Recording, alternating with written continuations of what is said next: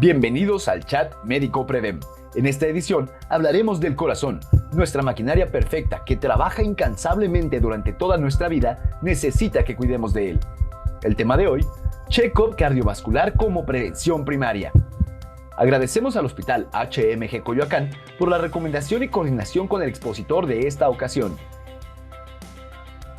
Él es médico cirujano de la Universidad Autónoma del Estado de Hidalgo, con especialidad en Medicina Interna de la Universidad Autónoma del Estado de México.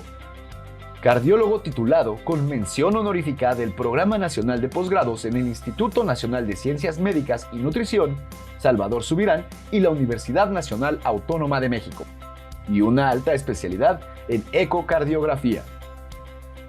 Actualmente es médico adscrito a la Unidad de Cuidados Coronarios del Hospital HMG Coyoacán y profesor adjunto del Diplomado de Ecocardiografía y Ultrasonografía en el paciente en estado crítico en la UNAM.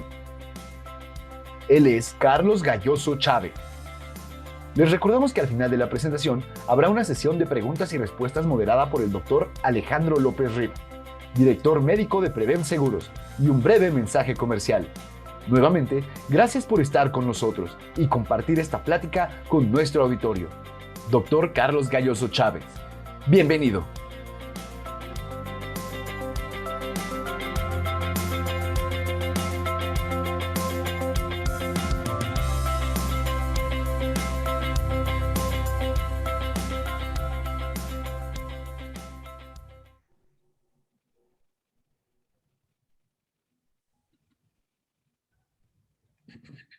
Hola, ¿qué tal? Buenas noches. Bueno, pues es un gusto estar aquí compartiendo con ustedes este momento y esta información. Espero que les sea útil. Bien, voy a cargar aquí la presentación.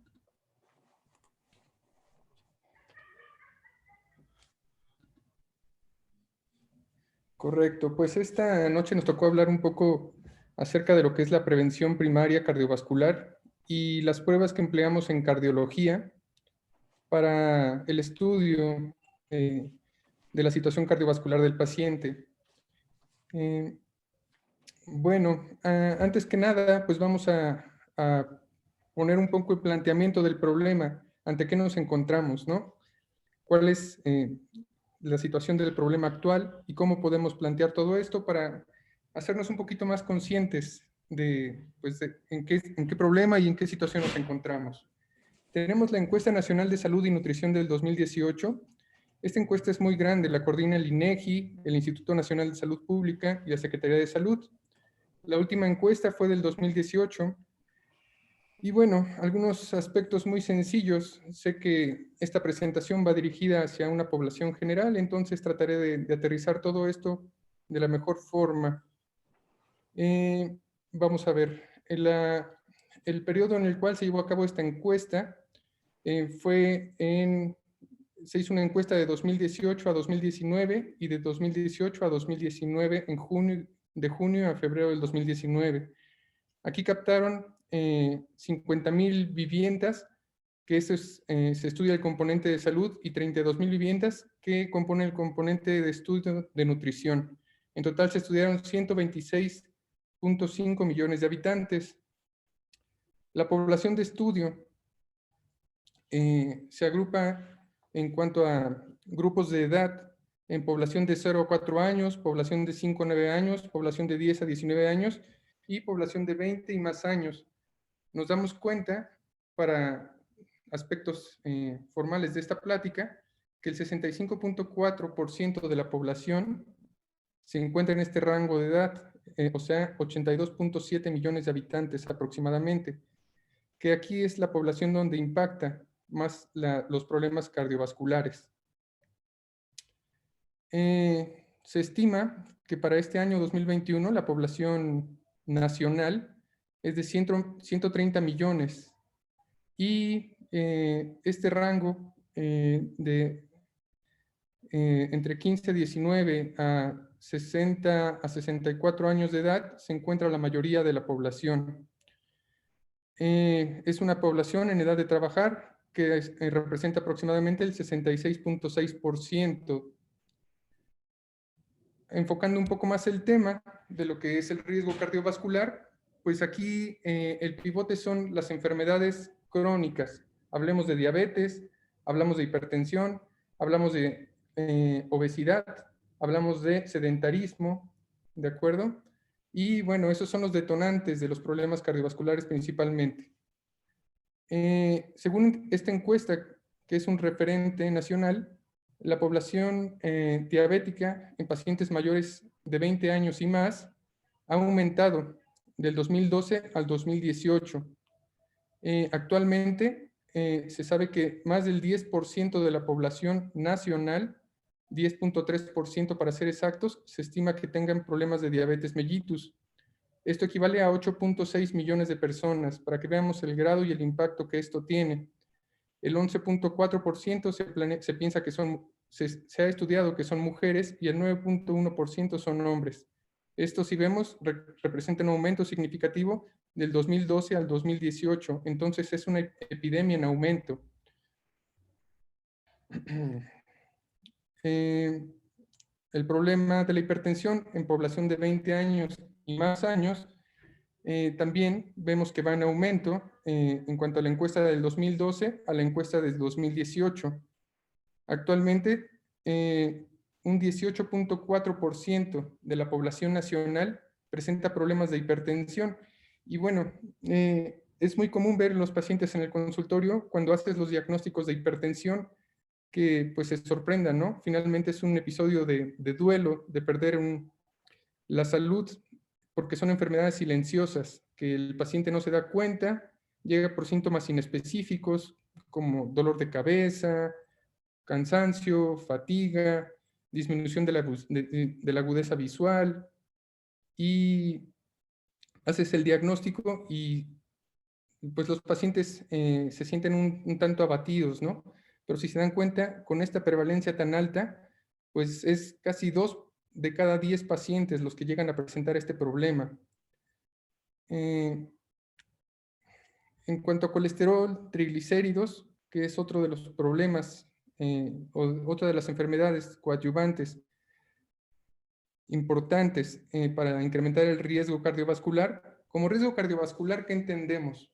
Entendemos que es la probabilidad de principalmente fallecer por un problema cardíaco o un problema isquémico cerebral, ¿de acuerdo? El ictus.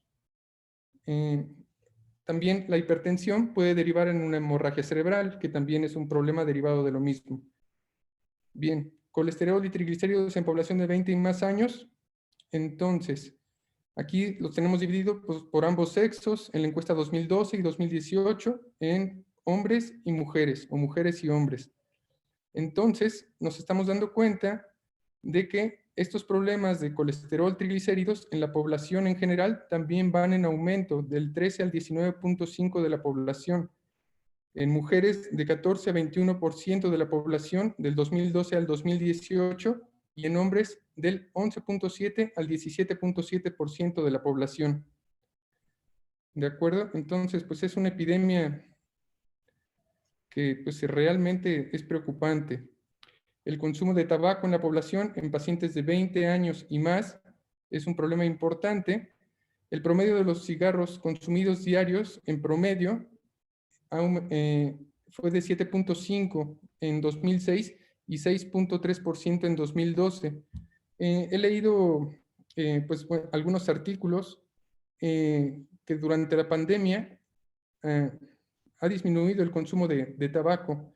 Por lo mismo también, la gente teme un poco más a los problemas pulmonares, entonces pues han cuidado un poquito más esta situación. Aquí tenemos, por ejemplo, que este es el número de tabacos consumidos por día. En general se consume más tabaco en los medios urbanos que en los medios rurales. Sin embargo, aquí es un poco, llama la atención que en el medio rural el tabaco se consume un poco más en las mujeres. En los hombres sigue siendo mayor el consumo de tabaco en los hombres en el medio urbano. Referente a la actividad física, en la población de 20 a 69 años, aquí nos damos cuenta el tiempo que la población se mantiene activa, ¿de acuerdo?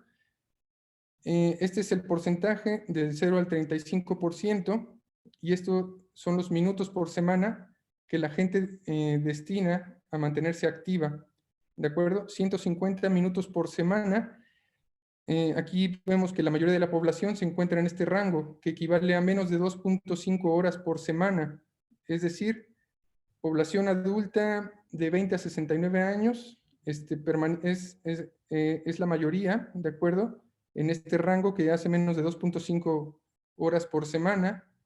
Las mujeres se encuentran en este rango. Si se dan cuenta, este rango de menos de 2.5 horas por semana es lo que la mayoría de la población se encuentra. El resto de las el resto de mayor intensidad de ejercicio, pues es menor la cantidad de gente que lo realiza. En cuanto a las personas que se mantienen más activos por semana, que equivaldría a 1.680 minutos, que son 28 horas por semana, pues son los hombres que se mantienen más activos, las mujeres menos activos, y la población en general menos activa. Referente al consumo de alimentos no recomendables, pues bien, aquí lo dividimos por rangos de edad y vemos que esto es una pieza clave en la situación de la enfermedad o de problemas cardiovasculares, que es el consumo de bebidas azucaradas. Esto pues ya vemos que es parte del problema de forma importante, parte de la pandemia de la obesidad, ¿de acuerdo? Hay un incremento importante en botanas, dulces, postres, cereales dulces, bebidas lácteas endulzadas. Esto yo creo que está subestimado en cuanto a la comida rápida y antojitos mexicanos, porque pues yo creo que pues es mayor el consumo. Respecto al problema de sobrepeso y obesidad en pacientes de 20 años y más, pues bueno, este es un problema mayúsculo, ¿de acuerdo? Vemos que el 75.2% en 2018 de adultos mayores a 20 años tienen problemas de sobrepeso y obesidad. Un porcentaje que va en aumento, ya que en el 2012 fue del 71.3%. Aquí vemos que la barra azul indica sobrepeso y la barra turquesa indica obesidad. Entonces, pues bueno, vemos que las mujeres en las encuestas, esta es encuesta de 2012 y encuesta del 2018, ha incrementado la obesidad en las mujeres de un 73 a un 76.8%, y en los hombres ha aumentado el sobrepeso y ha disminuido la obesidad, pero en global sobrepeso y obesidad ha incrementado en estos años. Somos uno de los países con mayor problemas de obesidad, somos el número 1 en obesidad infantil, ¿de acuerdo?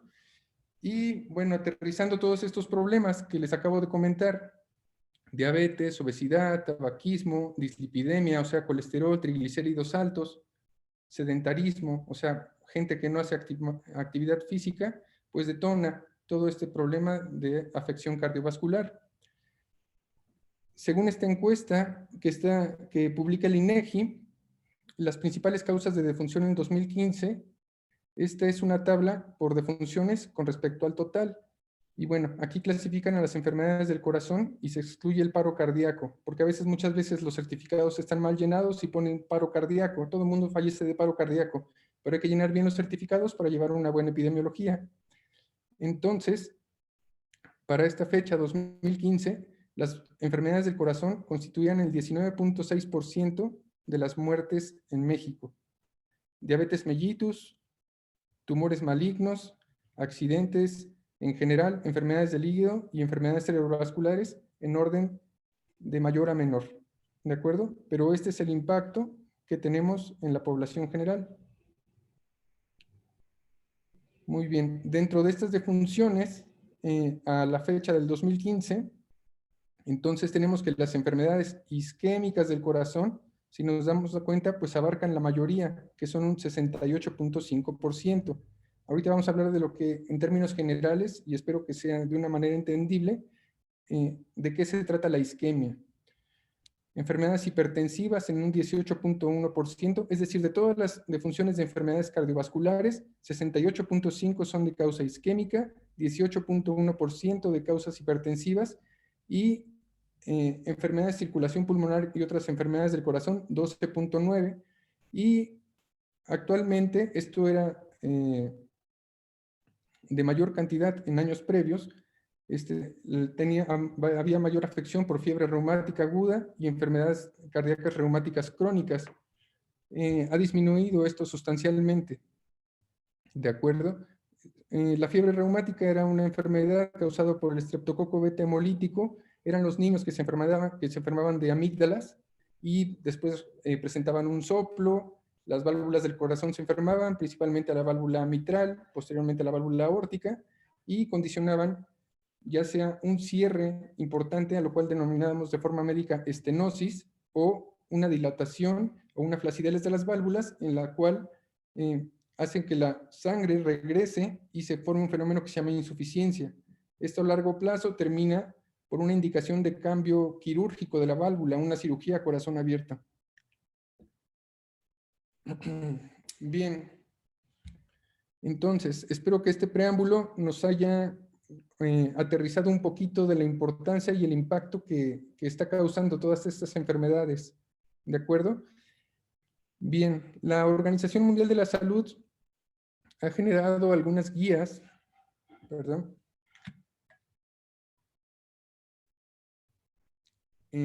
para que nosotros estadifiquemos la prevención de las enfermedades cardiovasculares y para saber cuándo acudir al médico y cuándo nos encontramos en una situación de mayor riesgo. ¿De acuerdo? A lo que me refería por enfermedad isquémica, ¿de acuerdo? La mayoría de las veces, la mayoría de las ocasiones, está dado por un problema que se llama ateroesclerosis. ¿Qué quiere decir eso en términos coloquiales? Que las arterias se tapan por colesterol, ¿de acuerdo? Aquí tenemos una imagen bonita, ¿de acuerdo? El corazón es un músculo, ¿de acuerdo? Un músculo que se encarga de bombear sangre hacia todo el organismo.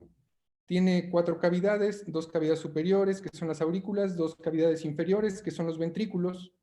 Del lado derecho, la sangre recoge la sangre del sistema venoso, perdón, el corazón recoge la sangre del sistema venoso y la envía hacia los pulmones a oxigenarse. Regresa de los pulmones ya oxigenada hacia el lado izquierdo y el corazón volvía la sangre ya oxigenada hacia todo el organismo. Bien, ese músculo necesita de nutrientes, de oxígeno, de circulación, de glóbulos rojos, de acuerdo, que llevan oxígeno hacia ese músculo. Esas arterias se llaman arterias coronarias. Imagínense que estas arterias que tenemos aquí esquemáticas, le están dando circulación a ese corazón, ¿de acuerdo? Tenemos 2 sistemas principales, el sistema de la coronaria derecha, que es esta arteria, la coronaria izquierda. La coronaria izquierda sale otra arteria que se llama circunfleja. Son las arterias principales, ¿de acuerdo? El sistema izquierdo y el sistema derecho. Esas arterias se subdividen en pequeñas arteriolas muy pequeñitas, que es la microcirculación. La famosa microcirculación que se puede afectar en pacientes diabéticos, ¿de acuerdo? Bueno, estas arterias, imaginemos que hacemos un corte de esta arteria y tenemos un corte de este vaso sanguíneo. Aquí tenemos un diámetro, si se dan cuenta, que sería lo normal. Pero de este lado se representa una arteria enferma. A esto se le llama, se llama ateroesclerosis, ¿de acuerdo? Se llena de colesterol la arteria, ¿de acuerdo? Disminuye el diámetro de la arteria. No es lo mismo este diámetro que este diámetro. Los eritrocitos ya no pueden pasar y no pueden llevar oxígeno y nutrientes de forma adecuada a una parte distal o una parte alejada del músculo, ¿de acuerdo? Entonces, puede llegar algún momento en que aquí se rompe la arteria y se forma un tapón, un coágulo. ¿Qué pasa? Que la sangre ya no puede pasar de aquí a acá y este territorio se puede llegar, se infarta, se muere. Este músculo al que le da oxígeno esa arteria se muere. Si se tapa de este lado, pues imagínense que es catastrófico, porque todo este músculo, un infarto grande, se muere y son los pacientes que pueden fallecer de forma súbita. Sin embargo, si la arteria se tapa por aquí, en una rama chiquita, pues es una parte del músculo pequeño el que se muere. Bien, nosotros, la prevención primaria se trata de evitar que el paciente llegue a estos problemas. De eso la vitalidad, de la importancia de este tipo de pláticas y de la prevención primaria. ¿De acuerdo? Este es una arteria, imagínense que viene aquí la circulación, muy bonita, aquí los lóbulos rojos, ¿de acuerdo? Y de repente se encuentran con una estrechez, ¿de acuerdo? Quiere decir que la circulación ya no pasa bien de aquí a acá. Antes de que se forme un coágulo y se tape y no pasa la circulación, puede dar algunos síntomas. Los síntomas característicos es la angina de pecho. Pero bueno, este no es el tema principal de esta plática, pero es el preámbulo para que ustedes digan, bueno, enfermedades isquémicas, ¿de qué quiere decir isquemia? ¿De qué se trata? De esto se trata la isquemia, de una mala circulación. Bueno, como les decía, vamos a estratificar el riesgo, ¿de acuerdo? De qué pacientes se tienen que estudiar de una forma más adecuada, más pronta, ¿de acuerdo? Para tomar las acciones oportunas y no llegar a ese problema de infartos o isquemia o angina. O un paciente que llega con una alteración de la movilidad porque problemas cerebrales puede ser también de una etiología o de una causa similar de que, imagínense estas arterias, pero en el cerebro, ¿no? Se forma un coágulo y de repente llegar sangre a una parte importante del cerebro. El paciente puede manifestar alteraciones en el habla, puede dejar de mover una extremidad, un brazo, una pierna de forma súbita. Eso se llama un ictus, un EBC isquémico. O por una subida abrupta de la presión, se rompe un vaso sanguíneo y se forma un coágulo de sangre. ¿De acuerdo? Ese es otro tipo de complicación cardiovascular. Bien, entonces vamos a hablar de la estratificación del riesgo.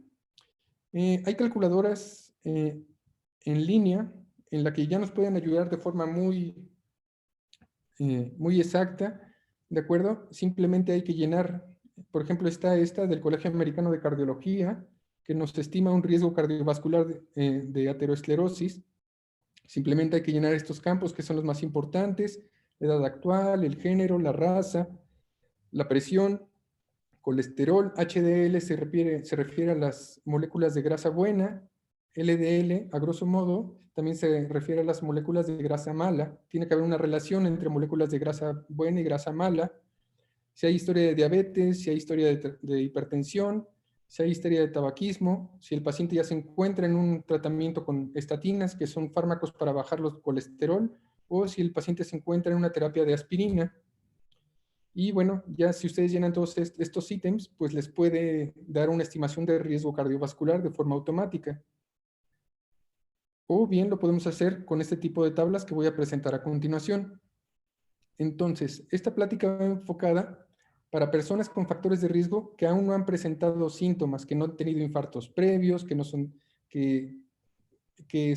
no se saben con enfermedades renales ya conocidas, que no se sabían todavía o están en un reciente diagnóstico con hipertensión o diabetes.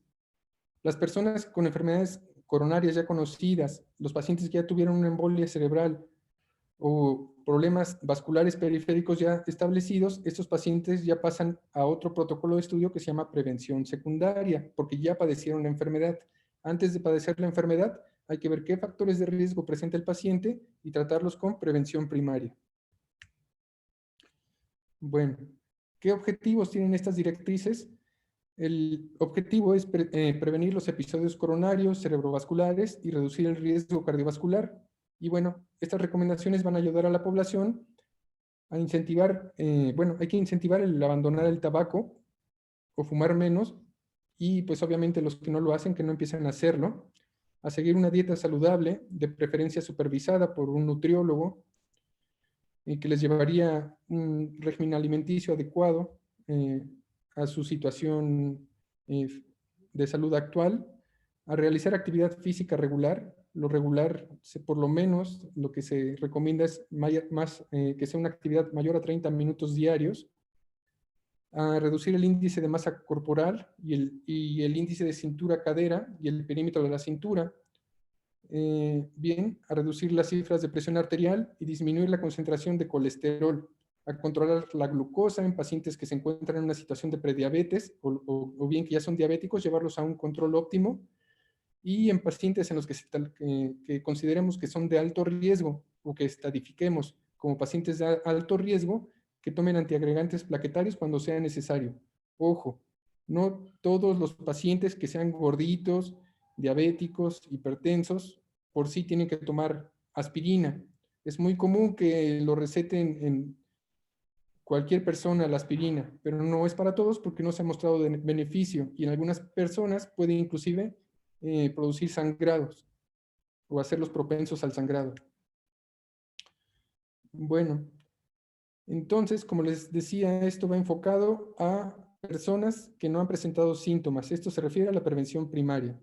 ¿En qué pacientes no vamos a hacer la prevención o la estratificación mediante tablas de riesgo cardiovascular? Pues en pacientes que ya tenemos problemas cardiovasculares conocidos, pacientes que encontremos con colesterol mayor a 320, una grasa mala mayor a 240, o una relación de grasa mala, grasa muela mayor a 8, pues estos pacientes ya pasarían a una prevención secundaria. De acuerdo, pacientes muy hipertensos, ya con problemas de presiones arriba de 160, la sistólica, y arriba de 100, la diastólica, pues ya pasarían a prevención secundaria. Los pacientes con diabetes tipo 1, tipo 2 o con enfermedades renales ya conocidas, o pacientes ya con insuficiencia renal, ¿de acuerdo? Son estos pacientes que ya terminan en diálisis. Bueno, ¿qué necesitamos para estratificar un riesgo cardiovascular?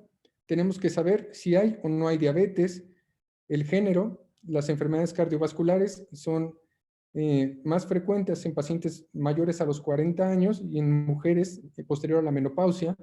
Si el paciente fuma o no fuma, cómo está su presión arterial y cómo está su colesterol. Bien, estas tablas, no voy a ser muy técnico, pero lo que nos dice, nos dividen el riesgo en riesgo bajo menor al 10%, riesgo moderado del 10 pero menor al 20%, riesgo de moderado alto del 20 al 30%, y estos ya son muy altos, ¿de acuerdo? Del 30 menor al 40 y mayor al 40%. Hay dos tipos de tablas. Las pacientes que ya se presentan que ya se saben con diabetes mellitus, pues obviamente el riesgo cardiovascular va a ser mayor, ¿de acuerdo? Conforme la edad aumenta de los 40, 50, 60, 70 años, si se dan cuenta, pues los cuadritos rojitos son mayores, ¿de acuerdo? Si la presión aumenta progresivamente, pues el riesgo también aumenta, ¿de acuerdo? Entonces, este es el sector para los hombres y este es el sector para las mujeres. Tenemos los valores de colesterol. Entre mayor sea el colesterol, mayor sea la edad. Si el paciente fuma y tiene presión alta, pues tiene un riesgo cardiovascular que ya inferimos que es alto, ¿no?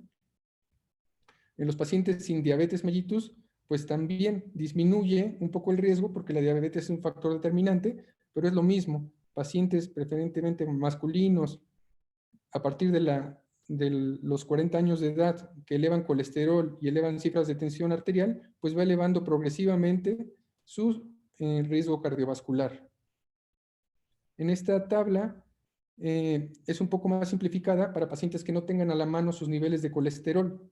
Simplemente aquí determinamos si ya se saben con diabetes mellitus, si son el género, la edad y los niveles de presión arterial, si fuman o no fuman. Entonces vean, un paciente de 40 años con presiones básicamente de 120 y que no fuman, pues se encuentra con un nivel de riesgo bajo, pero no es lo mismo un paciente de 70 años con presiones de 160 y que fuman, pues pues ahí ya tiene un riesgo altísimo, mayor al 40% de tener estos problemas cardiovasculares. Entonces, con estas tablas simplificadas, ustedes ya pueden darse cuenta o imaginarse en qué situación de riesgo cardiovascular se encuentran. Obviamente, se puede estadificar si lo sacamos de forma correcta e individualizada. Esta tabla también es para pacientes sin diabetes, hombres, mujeres, fumadores, no fumadores, presión arterial y edad. En estas dos últimas tablas, pues son para cuando no tenemos el colesterol a la mano, pero podemos estadificar fácilmente el riesgo cardiovascular en el que nos encontramos. Entonces, este riesgo del cual hablo nos dice el riesgo de problemas cardiovasculares, infarto o ictus a 10 años. Quiere decir, este porcentaje es el porcentaje que tengo a 10 años de padecer alguna de estas enfermedades que me pueden llevar a un desenlace fatal. ¿De acuerdo? Entonces, en el riesgo menor al 10% no significa que el paciente no tenga ningún riesgo. Tenemos que sugerir a incentivar un cambio de vida saludable. En los pacientes del 10%, pero menos del 20%, aquí en esta categoría, los pacientes tienen un riesgo moderado de sufrir episodios, ya sean mortales o no, y aquí tenemos que llevar un seguimiento cada 6 o cada 12 meses hasta llevar al paciente pues, a eliminar estos factores de riesgo o estos agravantes. En los pacientes que encontramos o que catalogamos con un riesgo del 20%, pero menor al 30%, tienen un riesgo alto de sufrir episodios cardiovasculares, mortales o no. Pues son los pacientes que tal vez sufren un infarto, pero que no es un infarto letal, o que sufren un ataque isquémico que pues no los lleva a la muerte. Aquí en estos pacientes hay que llevar una monitorización cada 3 a cada 6 meses. Si se dan cuenta, cada vez tenemos que estarlos monitorizando más de cerca, porque el riesgo es mayor. Y si los dejamos de ver a ese paciente, señor Juan o señor Pedro, por decir, su riesgo cardiovascular es del 25%. No, doctor, usted está mal, yo no soy hipertenso, yo me siento bien, yo nada más vine aquí porque mi hija me trajo, etcétera. Los dejamos de ver 2 años y el paciente llega con un evento vascular o con un infarto a la sala de urgencias. En pacientes de muy alto riesgo, los individuos de esta categoría también tienen un riesgo extremadamente alto de sufrir episodios cardiovasculares y aquí tenemos que estar igual tipificándolos o llevándolos seguimiento muy estrecho hasta corregir esos factores de riesgo. Bueno, pues aquí vamos a hablar ya un poquito enfocado al tema. Espero que todo este preámbulo pues nos haya hecho un poquito más conscientes y nos haya ayudado a visualizar pues la magnitud del problema. Bueno, nosotros como cardiólogos, de entrada, pues, ¿qué vemos? Hacemos en la consulta, checamos presión, checamos oxigenación, medimos, pesamos al paciente, escuchamos su corazón, ¿de acuerdo? Esto ya nos da bastante información y evaluamos el riesgo cardiovascular. Un estudio básico inicial en toda consulta cardiológica, pues es un electrocardiograma. Esto nos puede ayudar para muchas cosas. Podemos ver cómo está el sistema de conducción. El corazón tiene todos de forma natural, tenemos un marcapaso natural, ¿de acuerdo? Ese marcapaso natural lo vemos plasmado de forma gráfica en un registro que se llama electrocardiograma.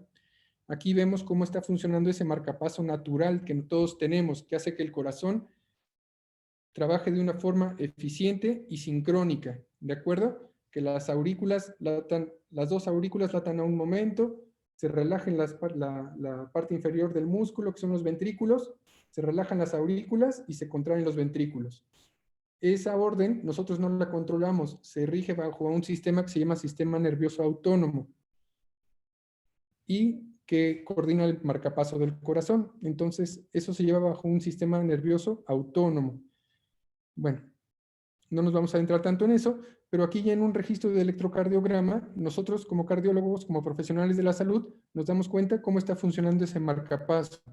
Nos damos cuenta si hay arritmias, podemos darnos cuenta tan solo por el electrocardiograma, si alguna de las cavidades está grande, está más dilatada, si hay cardiomegalia, quiere decir que el corazón es más grande de lo normal, si hay algunas alteraciones electrolíticas, es decir, que el potasio está alto, probablemente el paciente tenga problema de los riñones. Entonces es un estudio que ya tiene bastante tiempo, ¿de acuerdo? Que se utiliza de forma rutinaria, pero que sigue vigente y que nos da bastante información. Adentrándonos ya un poco más en los protocolos de estudio, ya un paciente que encontramos que tiene riesgo intermedio alto, pues hay que estratificarlo un poquito mejor.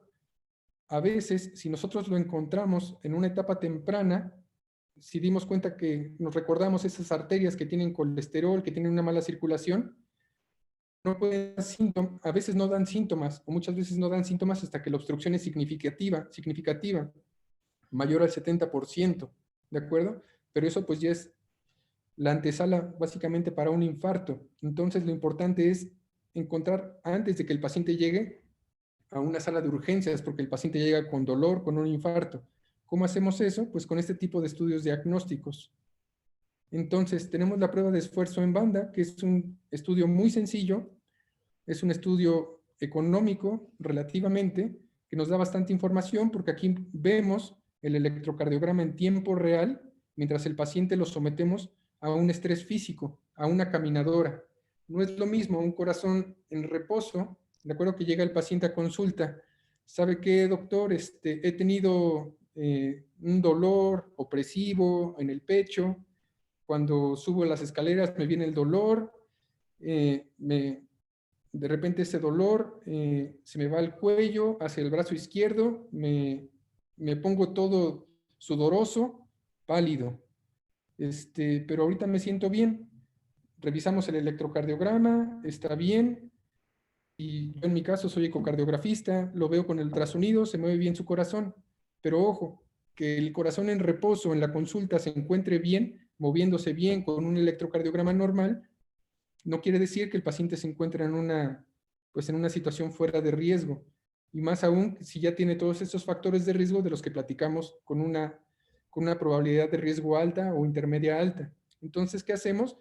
Podemos estresar ese corazoncito. No es lo mismo un corazón con estrés en el cual la demanda de oxígeno es mayor y podemos ver cambios dinámicos, es decir, cambios durante el ejercicio en el electrocardiograma, y también en el electrocardiograma es una prueba que es supervisada en tiempo real.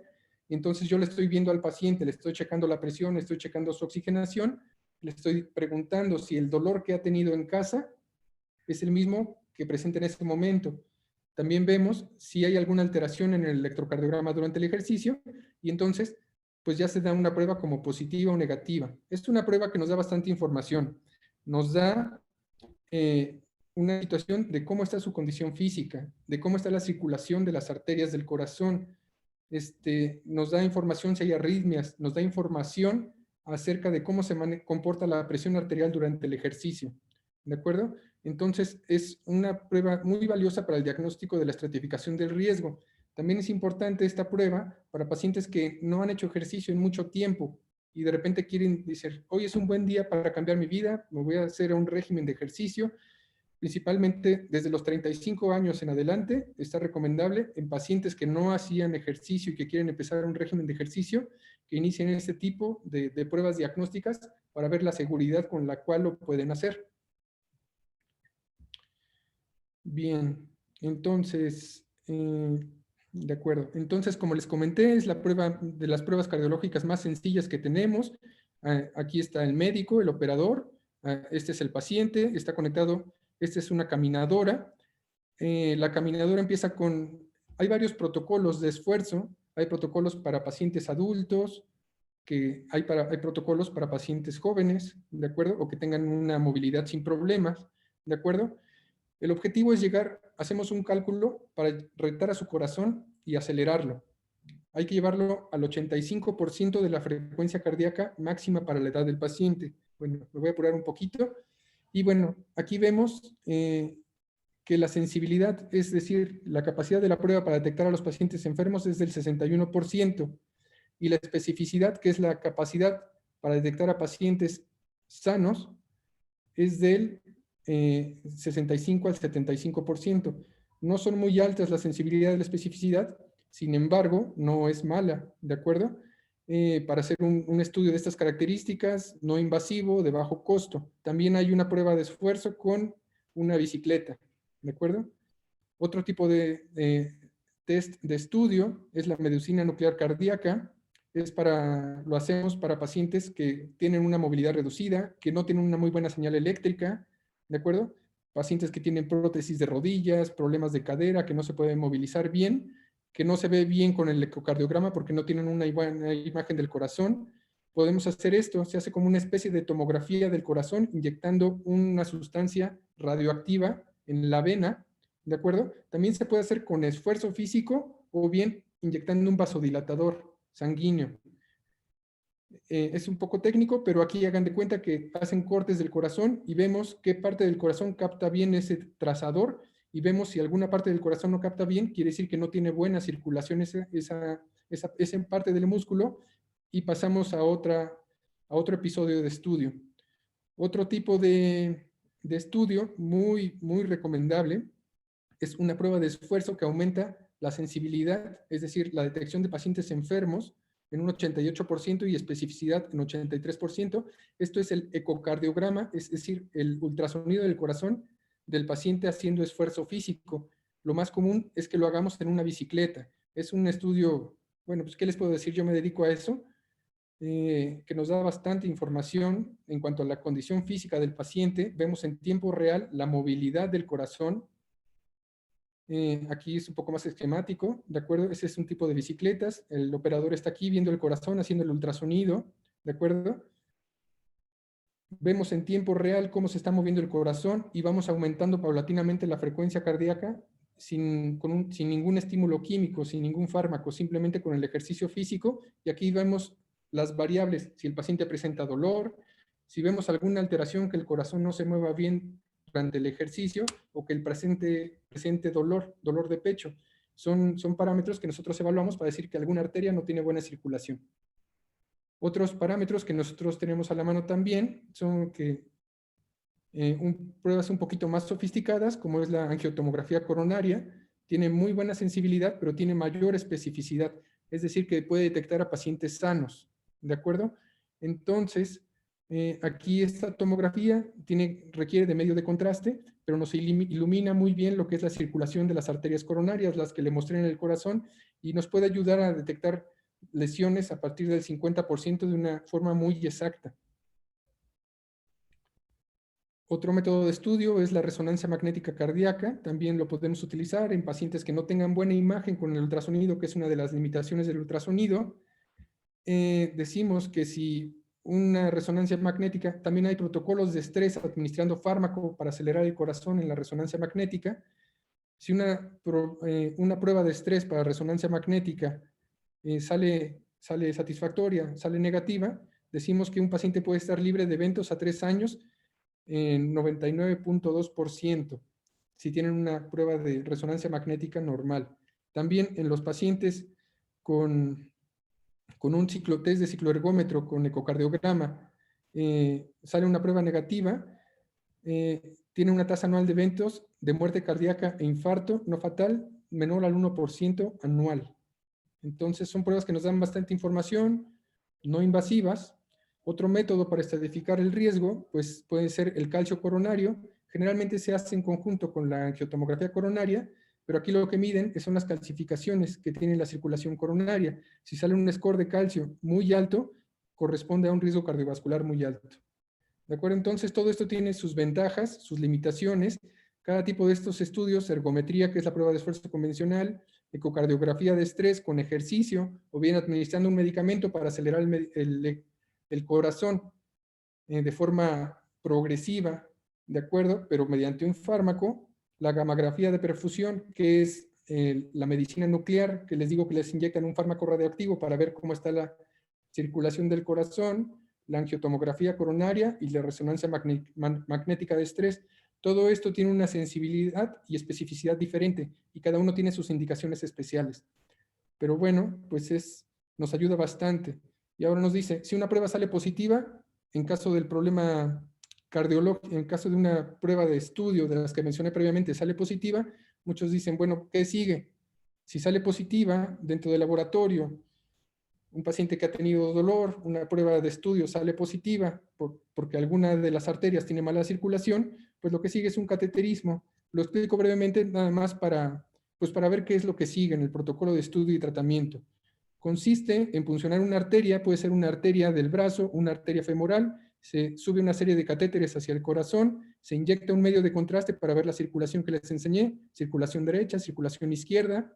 Si la arteria está tapada, se introduce una guía a través de esta arteria, se infla un pequeño balón dentro de la arteria, se expande un pequeño metal que se llama stent y se queda ese stent y se recupera la circulación de esta arteria tapada por placas de colesterol a esta arteria destapada por ese pequeño material metálico que se queda dentro de la arteria. Los pacientes, tal vez dentro del público ya haya pacientes con este tipo de problemas, saben que tienen que estar tomando antiagregantes plaquetarios, aspirina, clopidogrel, de forma conjunta en el primer año, posteriormente un solo antiagregante de forma permanente. ¿De acuerdo? No es que se cura la enfermedad, es cambiar una enfermedad por otra, pero pues estos procedimientos salvan vidas. Y aparte de eso, pues hay que abandonar todos los malos hábitos que nos llevaron hasta ese problema. Y bueno, creo que estamos en tiempo. Bueno, pues yo trabajo en este centro cardiovascular. Tenemos un consultorio, un centro diagnóstico en la colonia Condesa. Está la doctora María Catalina Salgado, que está iniciando también un protocolo de rehabilitación pulmonar en pacientes, perdón, rehabilitación cardíaca en pacientes con enfermedades cardíacas ya documentadas, que los vamos reintegrando a su vida normal. Es cardióloga y ecocardiografista, un servidor que, bueno, pues ya me presentaron desde el principio. También nos encontramos en el Hospital HMG Coyoacán, en el área de policlínica, esa es la dirección. Tenemos todo este tipo pues de recursos para el protocolo diagnóstico. Otro tipo de estudios a la mano, pues es un mapeo que son monitorizaciones de la presión arterial durante 24 horas, que es mucho más exacto que pacientes que llegan. A veces estoy hipertenso, a veces no. Se checa la presión con este tipo de aparatos, que está checando la presión cada 15 minutos durante el día, cada 30 minutos durante la noche. Hacemos promedios de todas las mediciones y podemos detectar qué pacientes son hipertensos realmente, cómo se comporta la presión durante el día, cómo están respondiendo los fármacos a los que ya lo están tomando, los que son reactivos al estrés, etcétera. Nos dan bastante información. El ecocardiograma, que es un ultrasonido del corazón para evaluar la anatomía y la función del corazón, la situación de las válvulas, la movilidad del corazón, la fuerza del corazón. Holter, que pues lo que evaluamos es el ritmo cardíaco, pues vamos a hacer monitoreo Holter de 24, de 48 horas, ¿de acuerdo? Para ver si hay arritmias, si hay alteraciones en el electrocardiograma que nos sugieran que alguna arteria está tapada, ¿de acuerdo? Este es un aparatito que se lleva unos parches colocados a su casa 24 horas o 2 días, dependiendo la indicación, y también nos da indicación, no como un electrocardiograma que nos da información de pocos segundos. La prueba de esfuerzo que ya comentamos. Y bueno, pues... Buenas noches. Yo Ajá. quisiera hacer algunas preguntas y perdón por el fondo de pantalla que tengo aquí porque no lo pude cambiar por más que quise, No, adelante. pero pues ni hablar. Aquí estamos. Le iba a preguntar, usted en su experiencia que tiene con respecto a las secuelas que está dejando el COVID-19 a nivel cardíaco, que muchas son de las fibrilaciones ventriculares o auriculares, ¿qué nos puede comentar, doctor?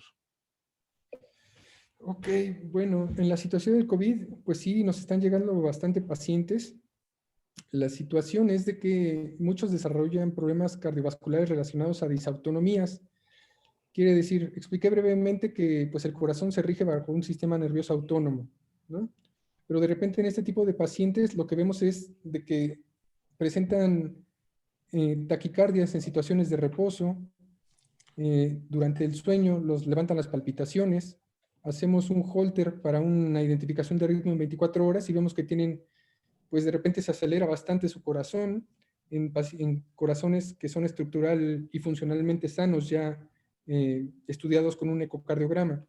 Entonces, es lo que estamos viendo muy frecuente en pacientes con COVID. Arritmias, también estamos viendo muy frecuentemente problemas de inflamación del pericardio, pericarditis, serositis. Como ustedes, bueno, tal vez no lo sepan, pero el corazón tiene una cubierta que le ayuda con fines de lubricación, que se llama pericardio. Esa serosa, esa capa se inflama y duele. Entonces llegan pacientes con dolor de pecho posterior al COVID. Se inflama también la serosa del pulmón, que se llama pleuritis, pero también se puede inflamar la serosa del corazón, que se llama pericarditis. Eso, si se inflama el músculo, se llama miopericarditis y puede condicionar arritmias. ¿De acuerdo? Entonces, los grados de severidad pueden ser muy variables, pero es de lo más común que estamos viendo en pacientes post-COVID.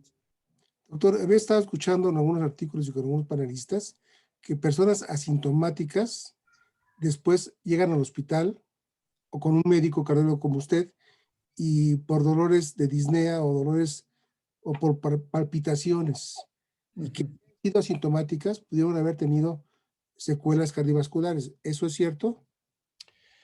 Pues bien, es importante por eso estratificar el riesgo, pero sí llegamos a encontrar, es más común que haya problemas cardiológicos importantes en pacientes asintomáticos, en pacientes que tienen problemas de neuropatía, por ejemplo, los diabéticos. Ellos es relativamente común que nos llegan, le hacemos el electrocardiograma en la consulta general y vemos que el paciente ya tuvo un infarto o que tiene arritmias frecuentes. Y le preguntamos, ¿usted se ha infartado? No, no, ha tenido piquetitos o no, pero la verdad es que no, nunca. Lo estudiamos un poco más a fondo y vemos que el paciente pues ya ha sufrido infartos que ni siquiera se ha dado cuenta, ¿no? Entonces es muy importante por eso la estratificación y un chequeo de estos pacientes para verlo, ¿no? De acorde a su riesgo cardiovascular. Doctor, aunque no sea a lo mejor más bien del cirujano cardiovascular o del angiólogo, pegue con respecto a la vacuna de AstraZeneca, está el run de que produce tromboembolia y trombosis. ¿Usted qué sabe de eso? ¿Qué nos puede explicar o qué nos puede decir de eso? Claro, pues mire, lo que se ha publicado hasta la fecha es de que sí se han documentado episodios de trombosis, ¿de acuerdo? Pero la estadística no refiere que sea significativa, ¿de acuerdo? Para el tamaño de la población que ya se ha vacunado a los casos que han habido de trombosis. Entonces, sigue siendo mayor el beneficio de vacunarse que el riesgo de presentar trombosis. No se ha documentado y sigue estando vigente la vacuna de AstraZeneca. Entonces, yo recomiendo que se aplique, ¿de acuerdo? No se recomienda que se tome aspirina ni anticoagulantes antes de utilizar y menos bajo supervisión, si no está bajo supervisión médica.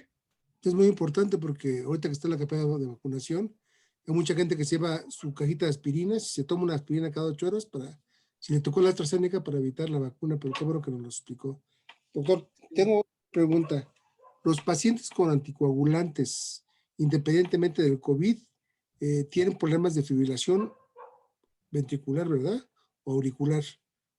Auricular es una indicación, es la más clásica es la clásica para anticoagular. Bueno, no es que sea clásica, es una indicación formal para anticoagular, porque lo que hace es que la parte superior del corazón lata de forma desorganizada a frecuencias altas y tiende a formar coágulos, principalmente en una estructura que se llama orejuela izquierda. Se forma un pequeño coagulito y en algún momento ese coagulito puede viajar hacia el cerebro y condicionar una embolia cerebral. Doctor, en su experiencia, a mi modo de ver, la ecocardiografía en 3D nos puede decir exactamente cómo está el corazón en el momento, ¿verdad? Hasta las más pequeñas arterias se pueden estar tapadas, ¿verdad? Bien, el ecocardiograma, más que nada, lo más común es un ecocardiograma de 2 dimensiones, el bidimensional.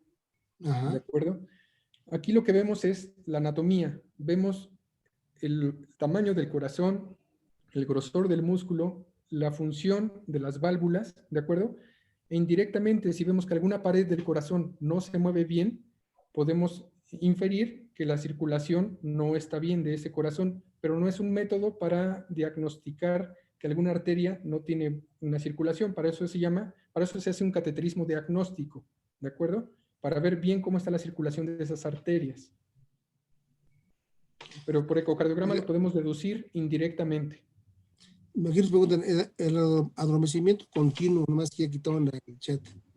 Decía, dice, soy una servidora Hacía ejercicio, empecé a los 8 años y lo dejé cuando tenía 56, pero lo dejé de hacer hace como 5 años. Y hace una semana fui a correr, me cansé y me sentí un poco cansada. Pues es por falta de ejercicio, ¿no? Porque estoy enferma del corazón, ¿verdad? Supongo yo. Sí, claro, pero sin embargo sí es importante, como lo comenté durante la presentación, pacientes que han dejado de hacer ejercicio por mucho tiempo y quieren retomar nuevamente su actividad física, principalmente después de los 35, los que nunca han hecho ejercicio y los que han suspendido el ejercicio después de mucho tiempo, también evaluarlos para que retomen actividades de forma segura mediante una prueba de esfuerzo. Es el test más sencillo y lo podemos evaluar fácilmente, ¿de acuerdo? Doctor, aquí me preguntan, ¿qué características deben tener los laboratorios de biometría o química sanguínea para ser más confiables? No creo que tengan aquí nada que ver con corazón, entonces la vamos a desechar, porque estudios de laboratorio más bien me dio un electro, una cosa por el estilo. Doctor, otra pregunta que yo le quisiera hacer, para uno saber que obviamente muchos infartados de fin de semana, que son los que usted comenta ahorita, pero para saber las características específicas de un posible dolor cardíaco o precordial o de infarto, ¿usted qué nos diría exactamente para la gente que no sabe? Dice, es que me dolió atrás del pecho y es una estocondritis, o es que me dolió la espalda y como único tema. ¿Qué síntomas o qué signos usted podría decirnos que es patognomónico de un posible afectación cardíaca o una enfermedad cardíaca aguda? Sí, claro. Mire, hay que tener estos síntomas muy en mente, muy claritos. Lo típico es un paciente con factores de riesgo: obeso, sedentario, fumador, con tabaquismo, colesterol, triglicéridos altos, diabético, hipertenso, me parece que ya lo mencioné. Ese paciente tiene dolor opresivo, ¿de acuerdo? Aquí, del lado izquierdo del tórax, ¿de acuerdo? El paciente siente una opresión como si la apretaran en este lado del pecho, intensa, limita la actividad física, no lo deja subir escaleras, no lo deja movilizarse. El dolor dura más de 20 minutos. El dolor se asocia a náusea, o sea, ganas de vomitar, sudoración intensa. El dolor se va hacia cuello, espalda o brazo izquierdo. Estos síntomas, si los presenta y el dolor es persistente, opresivo, tiene que acudir a urgencias, de acuerdo a una evaluación, a un electrocardiograma, a revisarlo de forma profesional. Aquí me decían que si un dolor de varios días de un brazo sería patognomónico de un infarto, pues no, pues los dolores son agudos, ¿no? Sí. Sin embargo, si el paciente tiene factores de riesgo que mencionamos, ya todo este combo mortal, pues sí vale la pena hacer un chequeo, un check-up, que fue la finalidad de esta plática. Ok, doctor. Muchas gracias. Más me queda darle la bienvenida a Violeta Martínez, la gerente regional de la oficina de Guadalajara, para que nos dé unos pequeños anuncios comerciales. Doctor, de veras, una excelente plática, lo felicito. Joven, inteligente y aparte, pues muy claro en su exposición, doctor. Muchísimas gracias. Gracias a usted. Violeta. Buenas noches a todos desde Oficina Regional Guadalajara. Excelente presentación la de nuestro invitado del día de hoy. Y con esta información que nos invita a reflexionar sobre la importancia de proteger a nuestra familia y a nuestro patrimonio a través de una cobertura de gastos médicos mayores como la que contamos aquí en Prevenseguros. Los invito a comparar nuestros productos, ya que cada uno de ellos contiene una gama muy interesante de diferenciadores. Les agradezco su participación y los esperamos en nuestro próximo chat. Hasta luego. Buenas noches.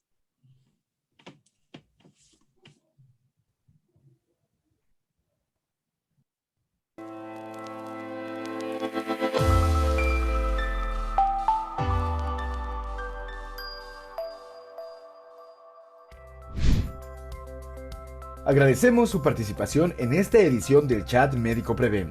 Les recordamos que este se transmite el último miércoles de cada mes a las 8 de la noche por la plataforma Zoom y Facebook Live. Los esperamos en la próxima edición del Chat Médico Preven. Muchas gracias.